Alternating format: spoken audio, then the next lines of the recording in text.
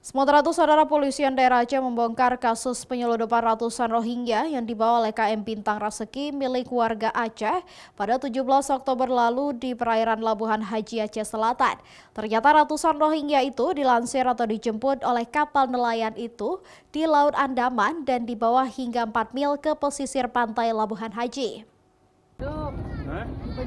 Penyeludupan ratusan etnis Rohingya itu terungkap setelah penemuan mayat perempuan di sekitar perairan Labuhan Haji pada 17 Oktober lalu.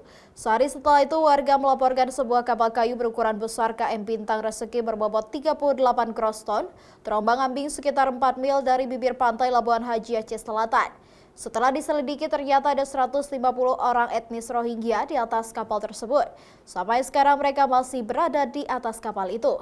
Dari hasil penyelidikan diketahui mereka semua dilansir atau dijemput oleh kapal KM Bintang Reseki di perairan Laut Andaman. Kemudian dibawa ke perairan Labuhan Haji sekitar 4 mil dari bibir pantai. Polisi mengkonfirmasi sebenarnya jumlah mereka sebelumnya sebanyak 216 orang. 3 orang diketahui meninggal dunia dan 50 orang lainnya berhasil turun ke darat dibantu para sindikat perdagangan manusia. Polisi memperkirakan mereka berhasil lolos hingga ke Pekanbaru Riau. Ada 3 terduga pelaku yaitu F 35 tahun warga Labuhan Haji, A 33 tahun warga Kabupaten Aceh Barat Daya, dan I 32 tahun warga Labuhan Haji. Serta ada 8 DPO yang saat ini dalam pengejaran petugas. Kita menduga betul terjadi dugaan tindak pidana penyeludupan manusia terkait kedatangan pengungsi Rohingya yang di Aceh Selatan ini. Karena kita menemukan fakta bahwa kapal yang digunakan itu kapal nelayan Aceh Selatan. Ya. Kemudian yang kedua, kita menemukan fakta bahwa mereka itu dilansir dari laut, jadi dari Laut Andaman, kemudian pindah ke kapal nelayan kita, dan itu ada putaran uang di situ, satu per kepala berapa gitu, itu masih dalam pengembangan kita.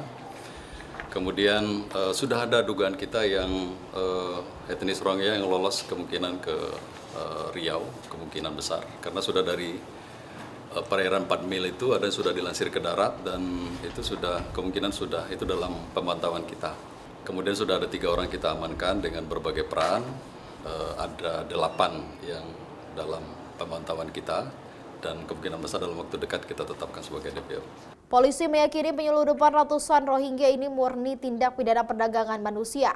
Indikasinya para imigran ini dijemput para sindikat di Laut Andaman menggunakan kapal motor milik warga lokal dan kapalnya sendiri dibeli sebulan lalu seharga 580 juta. Polisi juga mengungkap bila setiap Rohingya yang diseludupkan membayar sejumlah uang sebagai biaya keberangkatan mereka ke negara tujuan. Mustajab, Kompas TV, Banda Aceh.